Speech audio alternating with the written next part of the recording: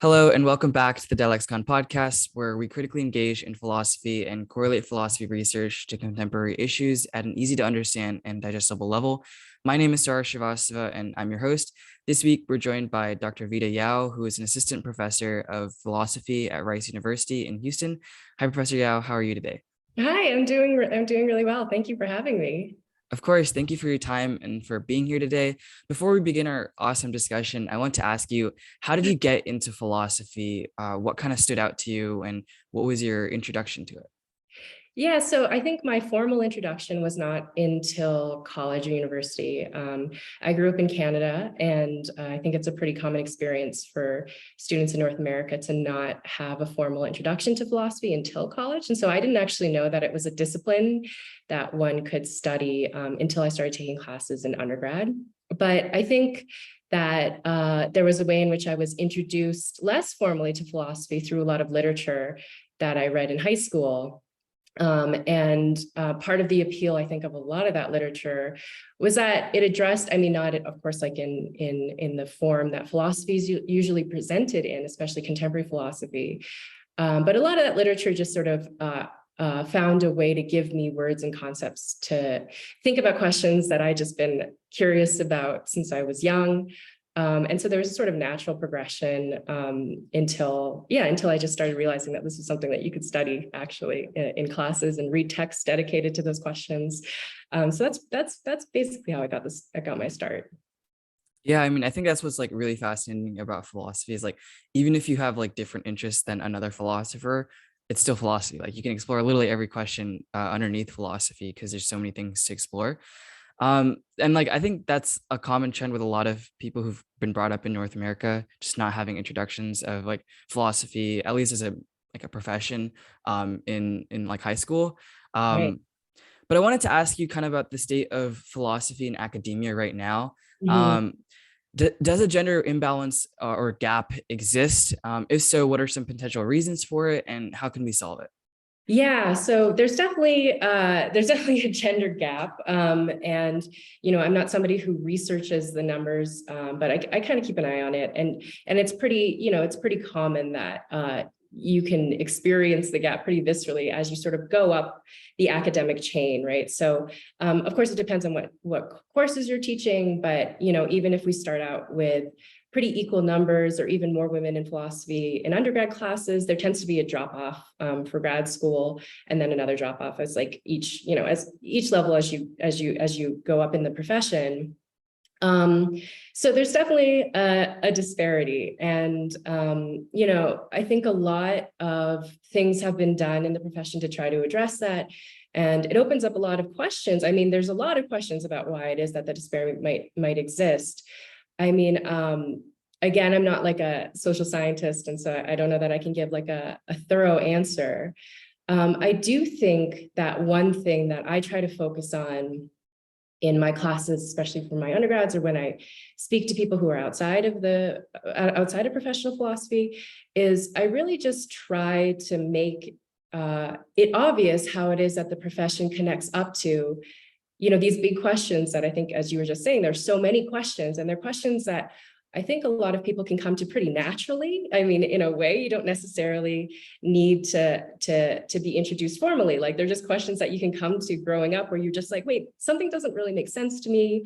Or there, it seems like there's like a conversation happening where there needs to be a concept that has to be explored more fully to make sure that we're even talking about the same sort of thing. And I think that there's a way in which I think philosophy could be perceived by girls and women. And I think that perception is partly justified, that sometimes those questions are not being presented in a way that is it's immediately obvious why it is that those questions would be interesting or worth dedicating one's life to. And I really think that there's a way to approach a lot of those questions, especially in ethics, where there's just kind of a universal human appeal to them. And then, of course, there's a lot of questions that might have to do specifically with the experience of gender in our society. And sometimes, those courses will get more interest, I think, from girls and women. But I think that's just, again, I think in general, there's a way to kind of approach philosophy and to think about philosophy so that it just becomes apparent what it is that's so interesting about it, kind of regardless of what your gender is. And I think, I mean, I don't know what the profession would be doing at large to sort of do this, but that's something that I know that I'm committed to, that I think like, look, I can begin with your starting points. I can think about you as a person. I can think about the stuff that you might find compelling and interesting, and sort of just be a guide, right, to connect those up with these like larger questions that we might discuss more formally in a philosophy course. So almost like catering to the person, or Yeah. yeah. Yeah, I think that's really important, because I think that sometimes without context, a lot of philosophical questions can seem pretty esoteric, and they can seem like questions that you would only really want to answer, if you were writing a dissertation, or if you were a professor already or something like that. And a lot of that work is, of course, really, really important. But I know that that sometimes the way that those questions present can be pretty alienating. And then for a host of, social factors and other things that make just social dynamics complicated, if someone's already sort of feeling alienated by the central questions of the course, that's not going to be like a good starting point to get them to see like how it connects up to stuff that they might be interested in. So I don't know if it's catering exactly, but it's definitely an attempt to cross that bridge. Okay, yeah, definitely. And I think like I guess we talked about, or you talked about this a little bit, but like questions like ethics, or like ethics in general, are Yeah. very, very universal. Like they're not specific problems in like metaphysics or something like that, which might require like a PhD or like a lot of readings to kind of understand and even like Yeah, distinguish, etc. maybe, but I think a lot of the metaphysical questions, that I think people start off with, or might come to naturally, there's a way in which you can approach those metaphysical questions that they tie up to just very broad interests that one might have in ethics. So for example, right, like one question that can be framed as a metaphysical question is whether or not we have free will. And that discussion in academia can get very technical very quickly, but there's a sort of initial starting point where you just think, look, it's a sort of practical or ethical question that it has a lot of practical and ethical consequences depending on how you answer that question. But just even the question to begin with can be framed in this way, where you just think, look, how am I supposed to understand myself as a human being if it's the case that something like determinism is true, right? And other questions that, what another metaphysical question might just be something like, does God exist? That's another question that can be phrased as both a metaphysical question that has clear ethical, practical significance, and not just significance. I mean, we might even understand that metaphysical question as, in fact, being a question that is properly embedded within a human life, where we're just trying to answer the general question of how we're supposed to live. Yeah, definitely. And I think in this episode so far, we've like tossed around ethics a lot, but I kind of want to clarify what Yeah. ethics is, because Oh, it's a term I great. feel that like gets tossed around a lot. And sometimes it's like tossed around lightly. But I don't think that a lot of people understand kind of the true definition of ethics and like what ethics research really is. Could you define ethics and touch on like some of the central questions that ethicists try to ask when encountering something? Yeah. So I would probably shy away from being like there's a true definition, right? But and the answer that I give, I mean, it's informed by my general approach, which is, I think it's becoming less idiosyncratic in the profession, but it actually has like long historical ties, where the question of ethics is maybe most broadly understood as just the question of how one should live one's life. And then a lot of times, and that's one way that it sort of gets marked in the discipline. So we can carve out these questions that are just big questions about how to live one's life. And then within that, sometimes what people just use the word to refer to is what a lot of academic philosophers will refer to as just being about moral philosophy. So this question about what we owe to each other. Now, there's some philosophers who think that sort of that broader frame of ethics is exhausted by questions of what it is that we owe to each other, morally speaking. So what is it morally that I ought to do should just answer the question of ethically what it is that I ought to do. And that's not an approach that I take. I think that moral philosophy is very, very important, but it sort of addresses questions in a domain that I see as narrower than these broader questions of how it is to live a life. So what exactly, like you said, like how we ought live our life, what does ought imply? Like, is like, when we're talking about morals, I guess, like what are our morals informed by? What are morals informed by? Right. So we can use the word ought in different ways. One way that the word ought gets used, especially, I mean, in both our everyday lives and in academic philosophy, there's a kind of like moral ought or a categorical ought. And this has to do with, again, sort of like what it is that morally speaking you ought to do, like what are our moral obligations? And we can spell that out, further by being like, well, these are things that if you fail to do them, someone might be justifiably angry with you or hold you responsible in a certain way.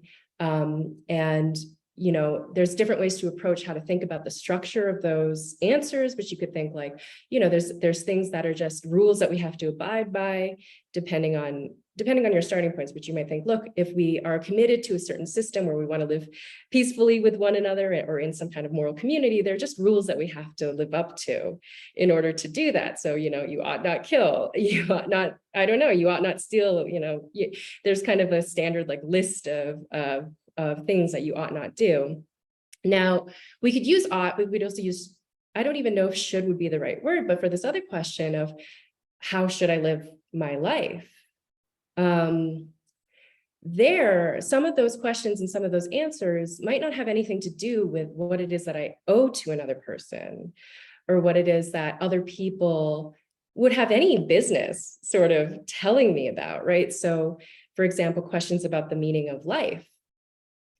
Am I going to be somebody who really values pleasure or power or status or knowledge or, so these are kind of questions about more general values that you can imagine yourself wanting to get clear about for yourself because it's your life and it's important that you have a sense of the kind of person that you want to be or the kind of meaning that you would hope for your life to have.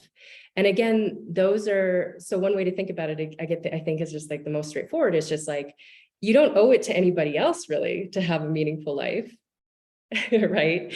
And I don't even think that you owe it to yourself, but it's still just sort of a pressing and really important ethical question that, again, I think it emerges. It's a question that I think maybe when one is growing up, one will start thinking about as one is trying to get guidance about what one wants to do with one's life. It's a question that kind of, there's a trope of someone who has like a midlife crisis where they've maybe accomplished a lot of what they wanted to do, but then they step back and think, is that really what I wanted to do with my life? And so those are the kinds of questions that I see as filling out this broader domain of ethics. So in that case, I don't want to like oversimplify this, but like, is it in a way like morals kind of talking about society as a whole, and then ethics kind of talking about the inner self and like what you are supposed to do? Because like I know there's like morals. I feel like morals are often also understood as like my own morals about some sort of topic. And I don't know if that's also like my own ethics about a certain topic. Like I don't know if like those two things are like necessarily interchangeable in that scenario. Yeah. But I feel like there is a part of morals that seems to be related to the self. But from your explanation, it kind of seems that like ethics is about the self though. Well, I mean, yeah, so they're not going to be, I think they're not going to be cleanly separable. And I can give a couple of examples to just show that they're not cleanly separable, right?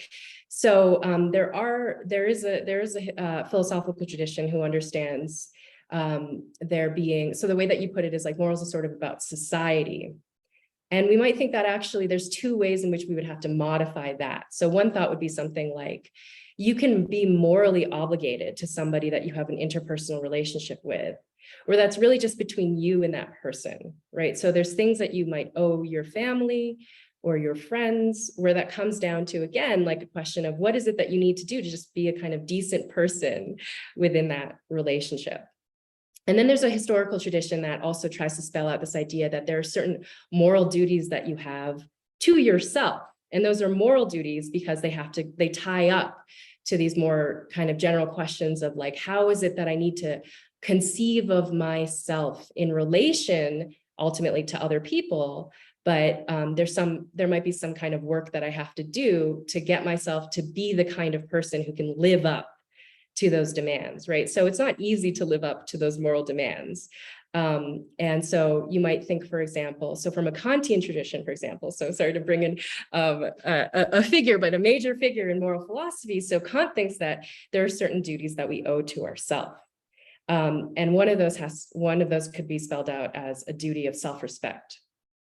So in a way that has to do with myself, but part of what is so important about having self-respect is that then I stand in a proper moral relation to other people who I also should respect.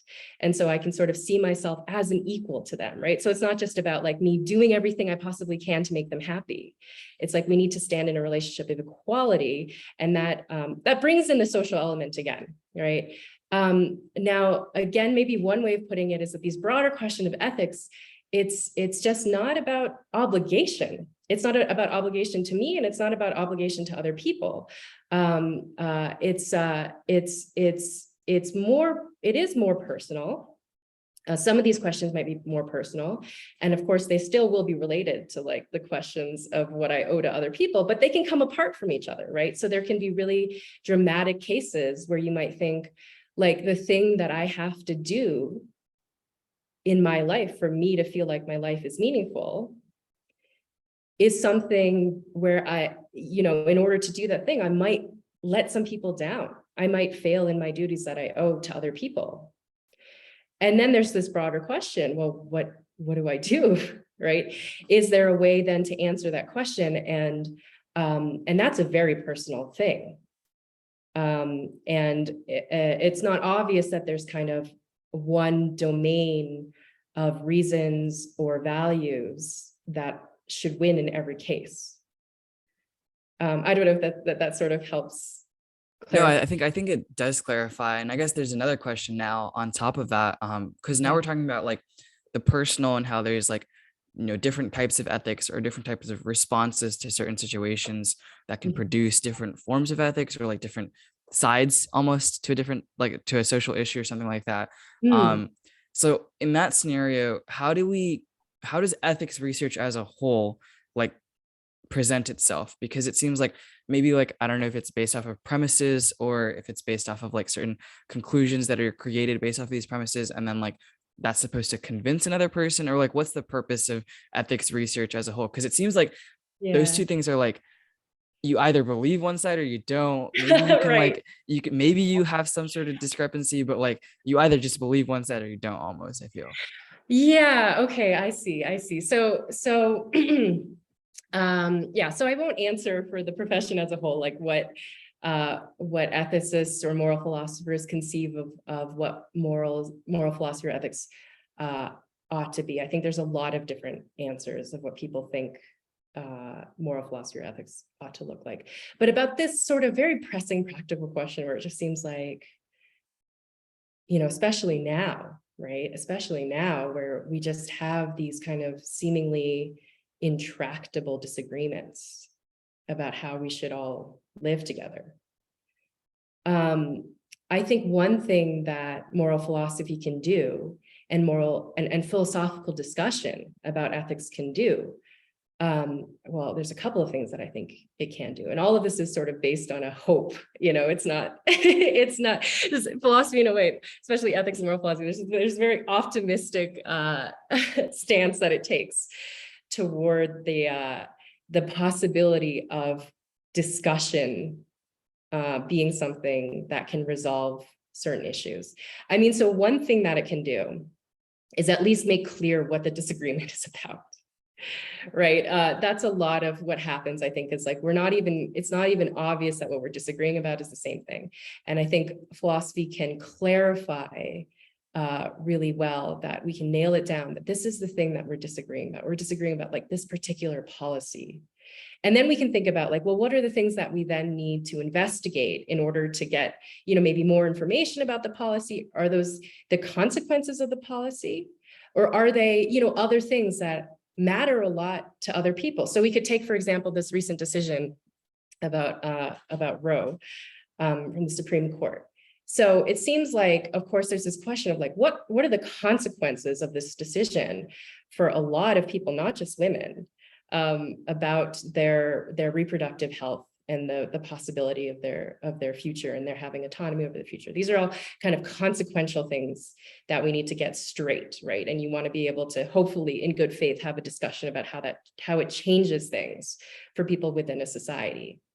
But another thing that I think is part of why, especially this kind of debate can get so heated, is that I think for a lot of, there may be a lot of people who are not affected directly by the Supreme Court decision because they live in a place where their rights are going to be protected anyway. But one thing that can happen is that just the decision being made can sort of stand for something, right? It can have a symbolic meaning.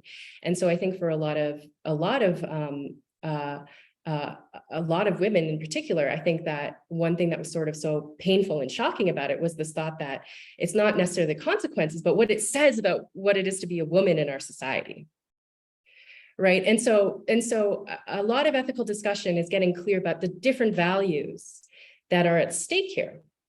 Now, this question of like, how is it that this kind of discussion could convince somebody? I mean, I think it's really, again, it's a hopeful project, but at least part of the thought is something like, if we could get really clear and state what are all the values at stake, that let's say if we disagree about it, that nonetheless, once we get clear on what all the values are, there might be something that is starting, we can start off with some common ground.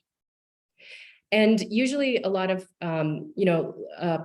projects in particular in political liberalism, which is sort of designed as a political system to accommodate a lot of differences in how people think that they should live their own lives. Part of the hope of that sort of theory really is that we could still live with one another, even though it's the case that we disagree about really fundamental issues, right? So there's a kind of, that would just be the common ground. Like, is the common ground even that we agree that we ought to live peacefully with one another and accommodate and tolerate a lot of differences or disagreements about how to live a life.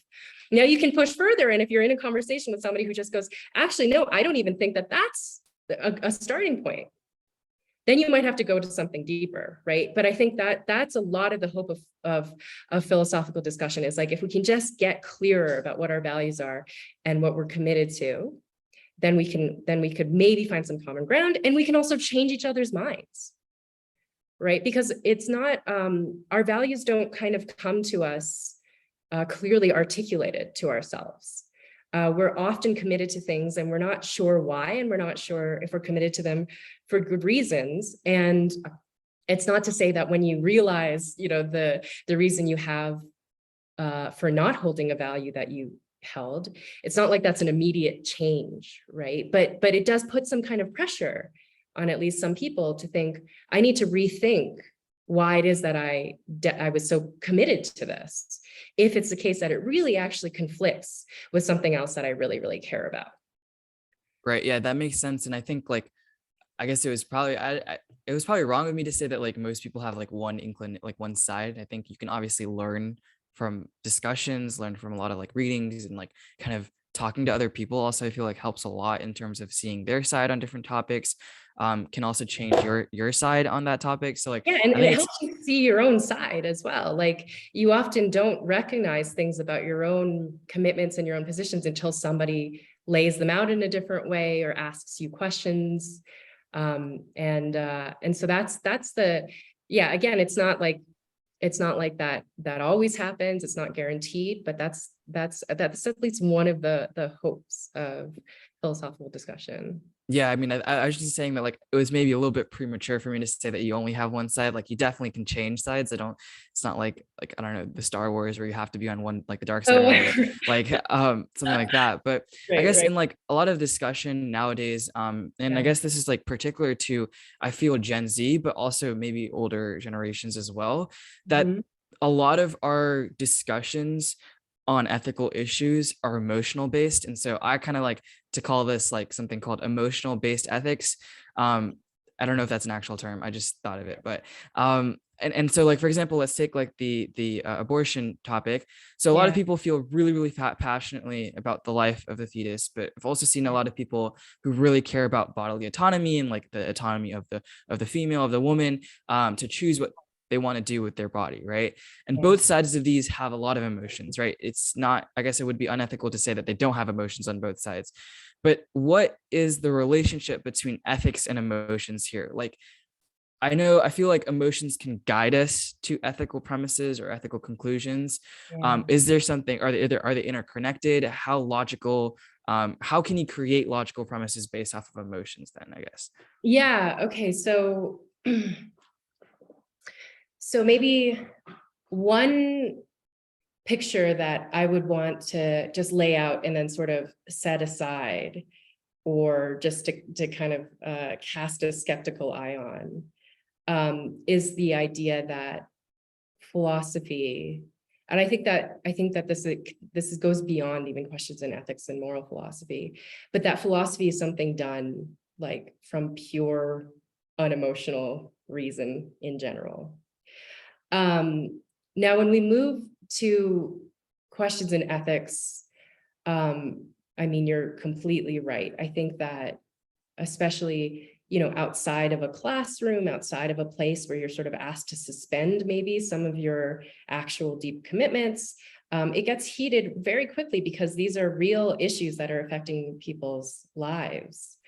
Now, I would say that I think that we can't, well, one thing that we have to do is sort of, we can't exactly, one thing I think it would be a mistake to do is to think like, oh, it would be better if we were all just, detached from our emotional responses, right? And if we could just sort of aspire to that detached, rational perspective and then handle everything with just pure logical, argumentative reasoning. I think that that's not something that actually makes sense for the kinds of beings that we are, right? Our emotions, not all the time, but a lot of the time, are reflections of what it is that we care about. And so a lot of time they have to be the guide that then gets us to see what it is that we care about. Of course, they can mislead us, and of course they can be manipulated. And of course, if you're really in the heat of an emotional argument, you'll think things and say things that are totally distorted. And all of that is really true. But I think nonetheless, it's sort of like what the emotions have to be, they still have to be handled in a certain way. And there's a certain logic that underlies the emotions as well. Our emotions are not just kind of dumb feelings, right? They can structure the way that we think about something. If somebody is very angry about something, that's different from them being just annoyed about it. It's different from them being sad about it. There's different sort of claims that an emotional state can be making about something. And I think one thing that I think it's really important for philosophers to pay attention to in these sort of heated debates is, what is the logic of the emotion that's underlying some of this reasoning? And then we can figure out, again, like we can get clearer about what it is that our own commitments are. Sometimes we don't even realize, that we're getting angry about something. And then we'd realize that actually, once we figure out that, I'm not just angry, I'm like indignant about this thing, that there's a claim there, right? I'm not just saying it's a frustrating situation. It's like I'm making a claim against people that something is wrong and needs to be addressed. And that might be something that I didn't even realize I kind of consciously thought until I investigate the emotion. And so, how do premises get built out of that? I think a couple ways. I mean, again, I think when you get really down to the bottom of a disagreement, or you're trying to find that common ground that I was discussing, there's a way in which we might bottom out and just like, this is just what I'm attached to. Like, maybe I can't even articulate a good reason, but I will at least get clear on this is like a kind of non-negotiable attachment that I have. And I'm only going to be able to tell that I'm attached to that because of the emotional responses that I'm having to it. And so we kind of have to start there, right? But then, I think a lot of recent work on the emotions by philosophers can then kind of inform how it is that we then engage with one another or present an argument, right? So if I'm presenting an argument, and I think maybe this goes back to this theme that I started with, which is that philosophy can be presented in a way to a particular person given their starting points, right? If I understand the kind of emotion that you might feel about something, then I can engage with reasons, but reasons that will respond to the logic of that emotion, if that makes sense, right? So it's like, if you're in despair about something, there's going to be certain things that might resonate with you in that mood that wouldn't resonate with somebody who's not in despair, they're just angry. And so you kind of have to, it's this delicate thing of working with reason and the emotions that then again can hopefully either like persuade yourself or persuade somebody else to think about something slightly differently. And I do really think that at the end of the day, any argument that's sort of presented in moral philosophy or ethics, and I think you can look back at the kind of the history of the profession and the recent history of the profession too. A lot of the times, the most successful, what we might think successful in terms of having staying power in people's minds, part of the reason why those arguments are successful is because there's some kind of emotional appeal.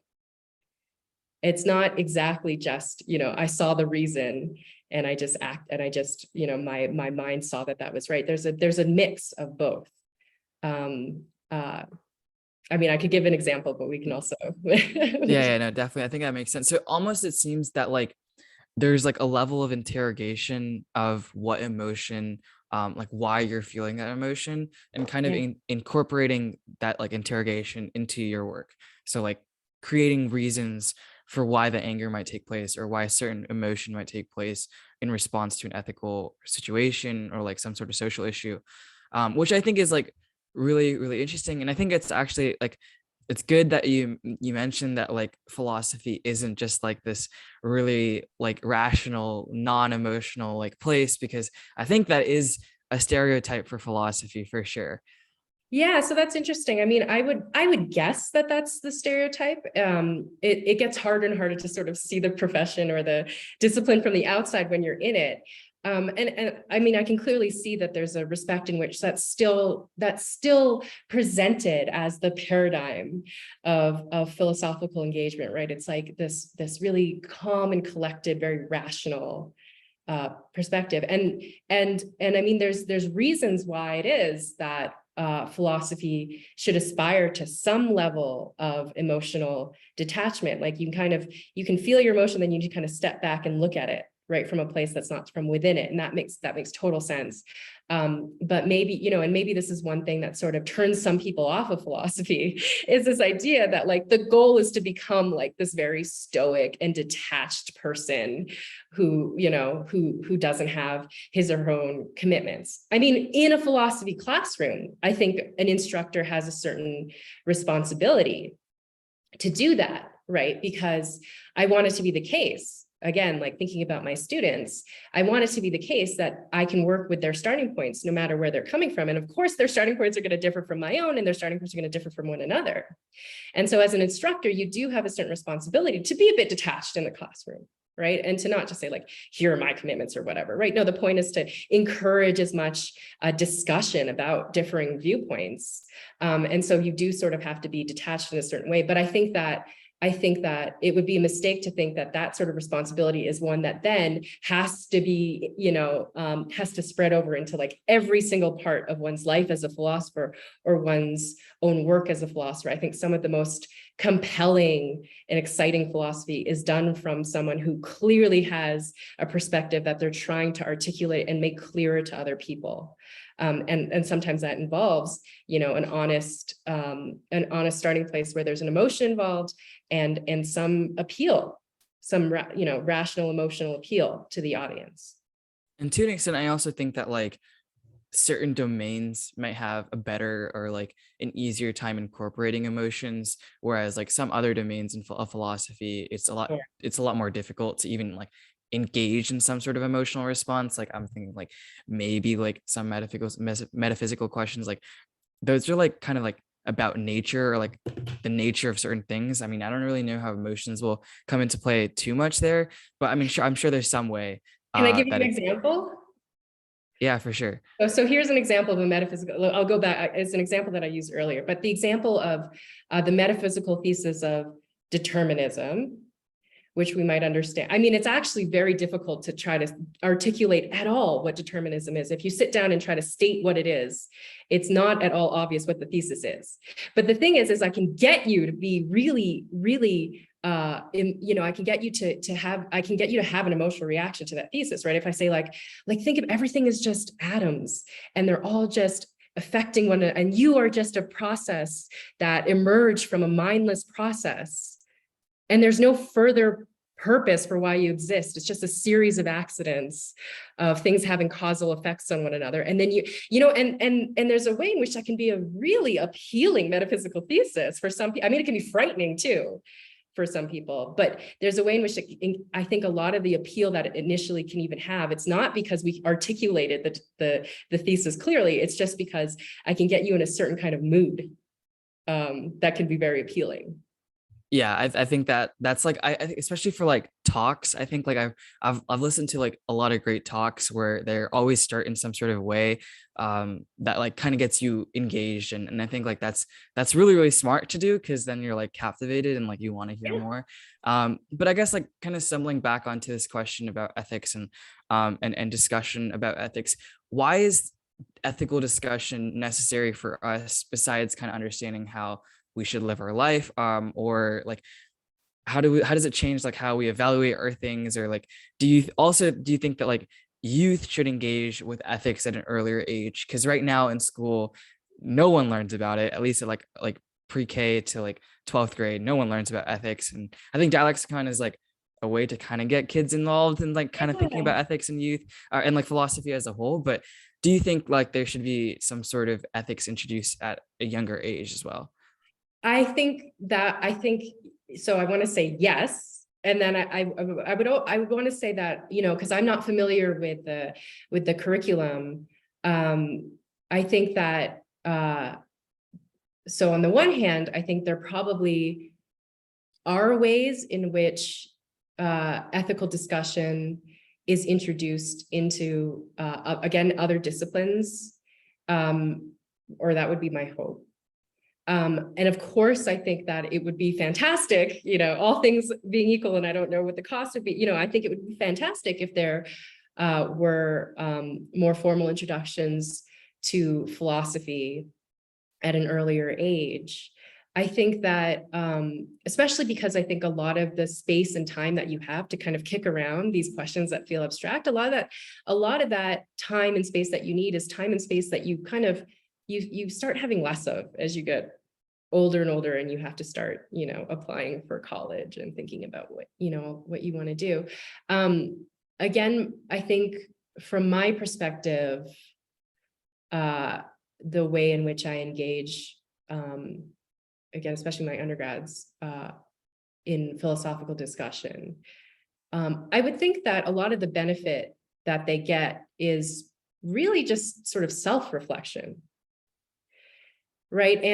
And so what I would hope is that, in a philosophy class where maybe you get introduced to like, and I've seen a lot of classes that look like this, sometimes even at the high school level, where it's sort of like, okay, we're going to read like this theory, and then we're going to read this theory, and then we're going to apply the theory to different cases.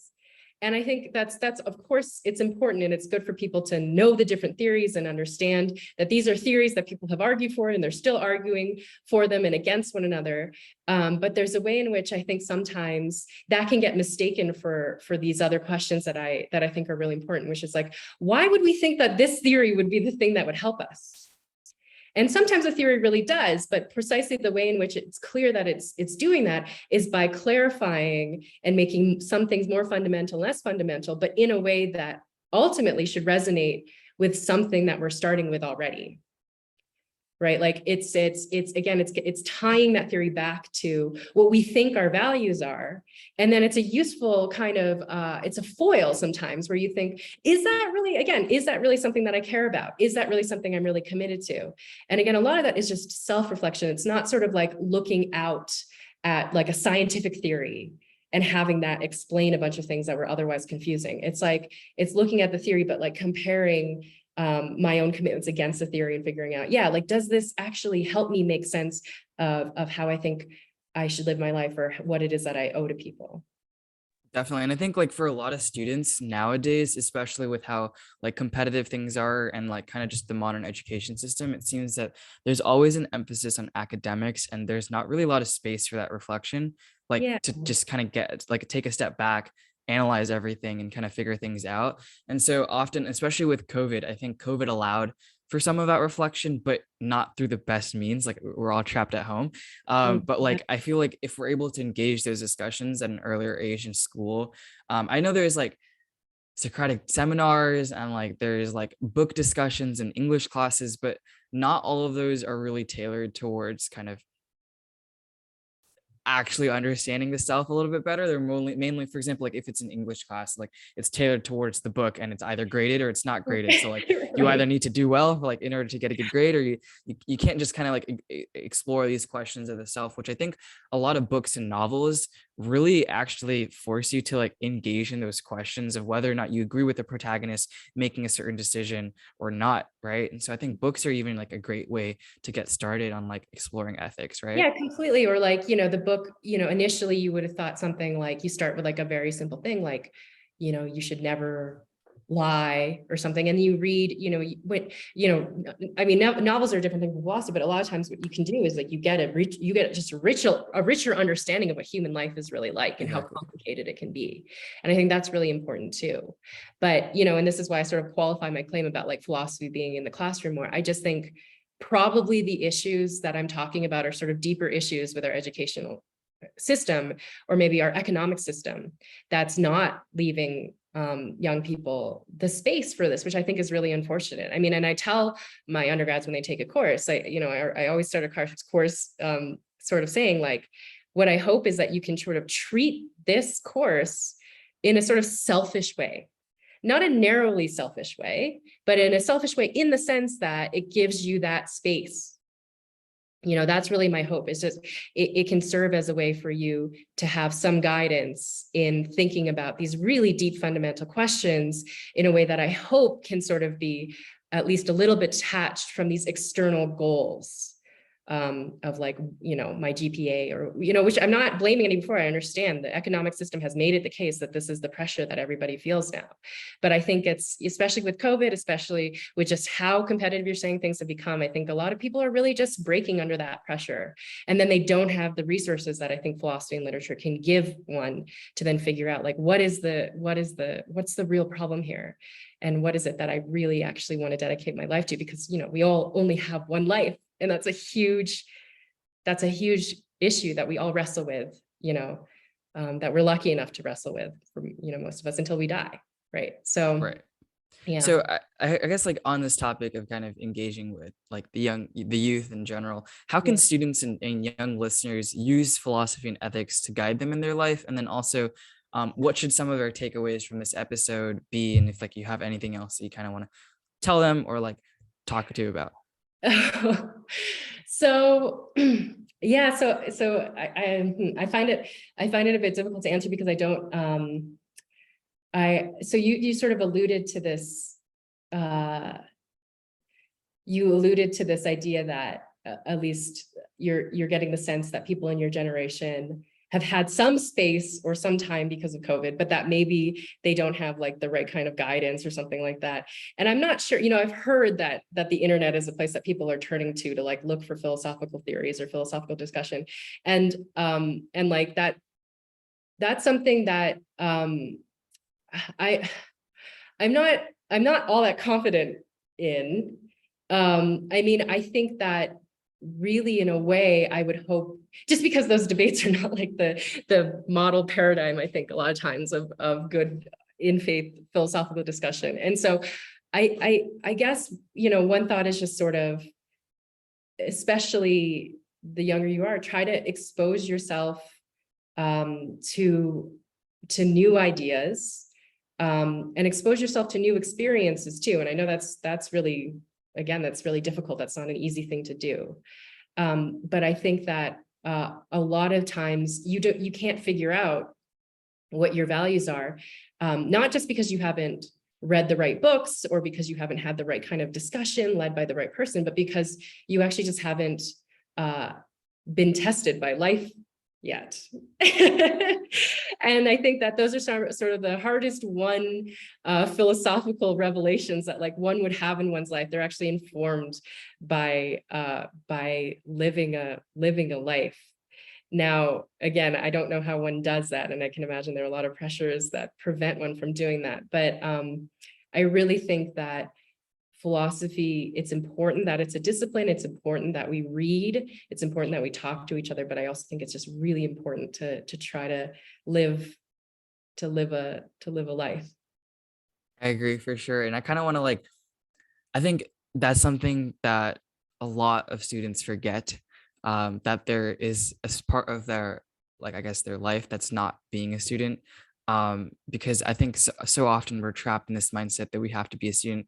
Academics is a large part, sports or social life, but there's Yeah. also an aspect of it beyond academics and everything. There's another kind of domain almost to explore, which I think is really necessary to explore.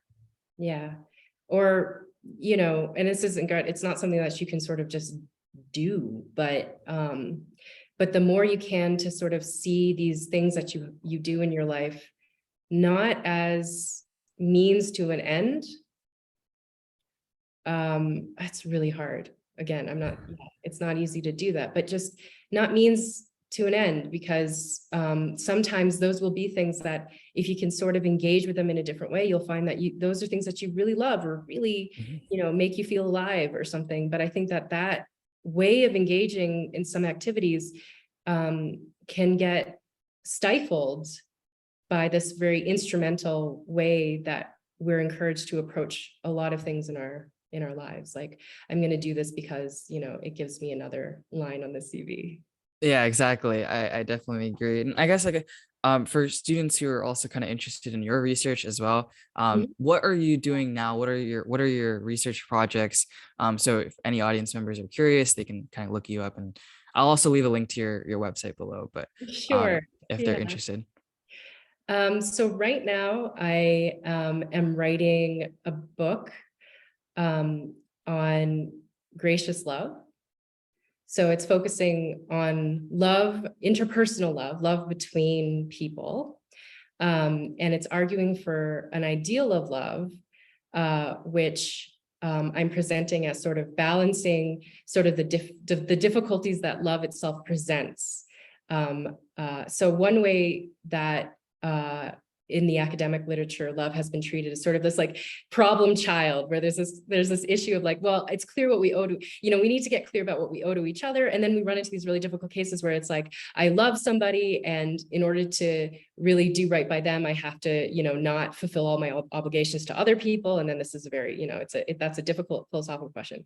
My approach is just to focus on the emotion of love itself, and notice the ways in which it introduces tensions in how it is that we're inclined to view and treat one another and ourselves. And the hope is to try to lay out what those tensions are, and then engage in the optimistic project of trying to figure out an ideal that can at least resolve some of those tensions so that we can love each other better.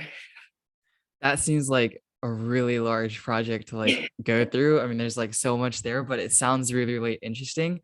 And I guess like I wish you the best of luck in that, because writing a book is not easy. Like just from what I've heard from other philosophers as well. And just obviously like that task seems so large. But like I guess good luck for that. And I think it's gonna be a great read. That about wraps up our discussion today. Thank you so much, Professor Yao, for your time today. And like I learned a lot, and I'm sure our audience did as well, in terms of what we can do to kind of explore ethics as a whole. Yes, thank you for having me, and good luck with this podcast. I really think it's a really worthwhile endeavor.